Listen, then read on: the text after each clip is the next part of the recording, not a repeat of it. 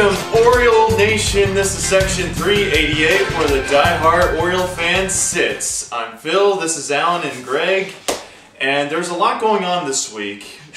We signed the left-hander Wei-Yin Chen from Taiwan, or he came out of the... Dogs are crazy. Yeah. As you heard from the last video. So, yeah, we acquired another left-hander. Wada is another left-hander that we acquired last week. I mean, a couple weeks ago. And what are you guys' thoughts on the new acquisition here? This guy is a beast. Yep.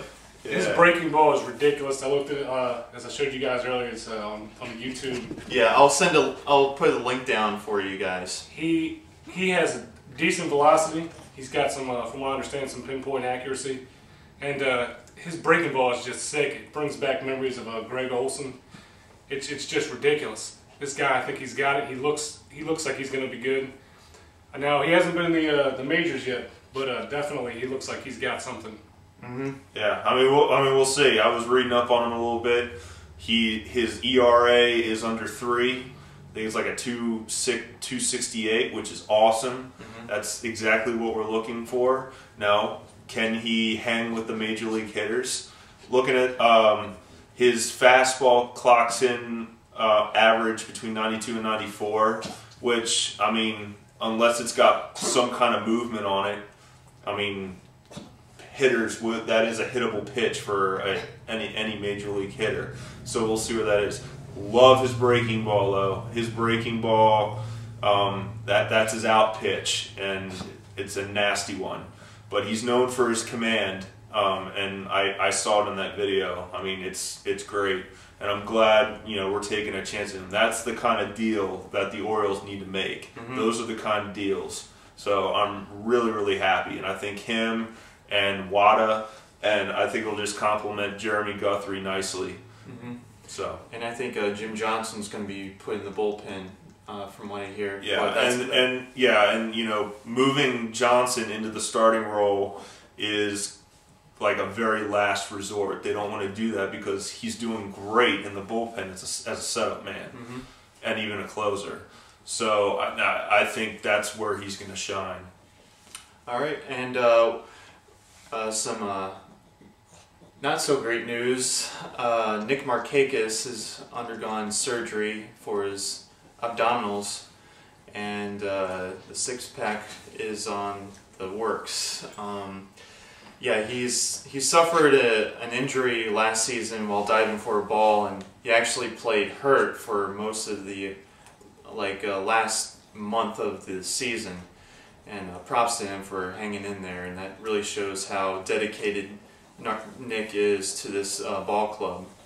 And yeah, I'm kind of worried because he might miss like a good portion of the first half of the season.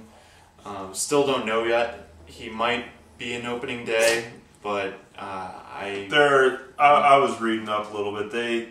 It looks like they don't see him missing opening day. They say, if anything, he may miss the first couple weeks of spring training games. Mm-hmm. But they said, it's a minor setback, but he's going to be a go. I mean, this guy, in his 6 years, he's probably one of our most durable players we have. Mm-hmm, definitely. And he's good, and I know he's going to be good bouncing back from injury. I mean, he's so in shape. So I'm not worried about it at all. Mm-hmm. Well, what I'm worried about is he's going to get off to a sluggish start. Probably. It's going to take him a little while to come around. In the off season, these players, they do fielding, running, BP, trying to really hone in on their craft. I mean, repetition is. I mean, essentially, what batting is repetition. Mm-hmm. Having that right swing, that correct swing. In the beginning of the year, he's probably going to have some low numbers. But as he gets more into the season, as he gets more healthy, his numbers are going to boost back up. So I'm not really too worried about it too much. I mean, that's how most players are. Mm-hmm. I mean, it usually takes at least a month for into the regular season for most of the players to actually start hitting a hot spot, unless you're Albert Pujols, which is awesome all the time. Mm-hmm. But But yeah, I think he will suffer from not getting, seeing a lot of that live pitching. He's not going to be seeing as much of the live pitching getting in. So, well, I thought it was funny because this week most of the players are going to this medical type of retreat or some type of seminar just to stay healthy, which I think is a good thing. So stay tough out there, guys. Brian Roberts going. Little side note here, Nick. Don't use don't boost yourself up in the off season. Don't use nothing. No. Just get healthy. Don't be like Larry Bigby. The many Larrys of this ball club. Thanks, Doug Jones. Doug Jones. I haven't forgotten. None of us have. All right. Here's a little rumor going on around the Twitter and internet. Manny Ramirez is taking some batting practice for the Orioles and the Blue Jays. So, what do you guys think? I want to know, Chief. I would love to hear what you have to say about this you first. seem fired up about this. What I have to say about Manny Ramirez? Well, I'm kind of torn because the guy cheated. There's no way around it. He cheated. Simple as that. Twice. Got caught twice. But then again, America, Baltimore, everybody loves redemption. I would love to see him come here, to be honest with you. Really? I still think he's got some pop in that swing. I think he would be good to interject into the lineup. I think it's going to be difficult for him to redeem himself after everything that's happened, being caught with steroids, being beating up his wife or his girlfriend or whatever. But after watching the interview with him on ESPN, I think that he finally gets it. I think he's finally starting to grow up. I think the Manny that you saw with Tampa Bay, the Manny you saw with the Red Sox, just being Manny, I don't think that's going to happen anymore. I think that's pretty much done. Do you think? Go ahead. Well, but if these antics are any indication of what could be, I'm still kind of iffy on him coming here. That being said, I would like him to have a chance. People make mistakes. He's made multiple mistakes.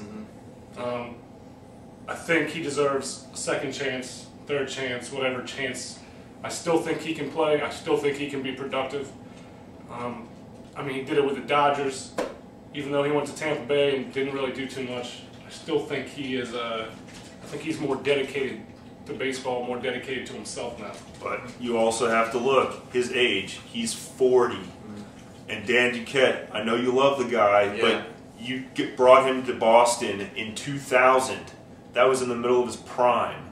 Okay, he's way past his prime, and yes, he hit all those home runs, and he's been caught with steroids twice. I don't want to see happen here what he did to Tampa Bay last year, which I had a feeling was going to happen. Yeah. He signed a big deal a month into the season. After going 1 for 17, he got caught with a positive drug test again and was suspended 100 games. And he's like, well, screw that, I'm out the door, and retires. I don't want to see that happen again. Now, people do change, that's fine. But, we'll see. I really hope, I'm glad they're going to go see him take batting practice. But once again, it's batting practice. It's not live pitching. I don't want to see him turn into what Ken Griffey was last year. It was sad to see an icon that I grew up watching, just look completely useless. And I don't want to see that happen with Manny Ramirez. Also, rapport in the locker room. I know past locker rooms have had issues with him. Also, you got to think about money.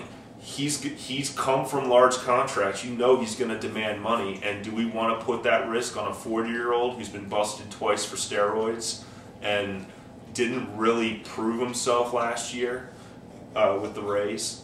I don't know. I feel really strong about this. it would have. I mean, that's a huge risk. Yeah, And and if we can plus, get him yeah. at the right price, Yeah. at the right price, is it worth the risk? Yeah. I mean, you said that he's come from big contracts. He's coming off a second positive test. He's suspended 50 games. Yeah, and There's not a lot of that to teams. me is what worries me. There are not a lot of teams right now that are going to take a chance on him. I mean, with all what our payroll is at this point, not offering a great, huge contract like they did for Albert Bell, but something that we can work with. I think it's worth the risk. Well, worth at this point, I feel more comfortable offering Vladimir Guerrero another year to DH over Manny Ramirez. I hope to God they don't sign him for his glove. He's horrible in the field. Terrible. Absolutely terrible. God. But hopefully he's not rolling on around the flip balls. side, he played very well at Camden Yards. He hit a lot of home runs in Camden. He hit his 500th home run in Camden Yards. So, you know, there's some upsides to that also. But once again, does he still have it? He's been out a year. Well, so many questions, and there's so much more winter meetings going on. There's still a lot more signings to be done, and pitchers and catchers don't report until like another month or so, it feels like. Yeah, it is. It's literally a month. So, yeah, just leave your comments below us. We'll get to them. And until next time, guys, peace out. Peace. And go Ravens! That's right. That's right. Taking the house. We are the Ravens Nation. Yeah, son! Woo!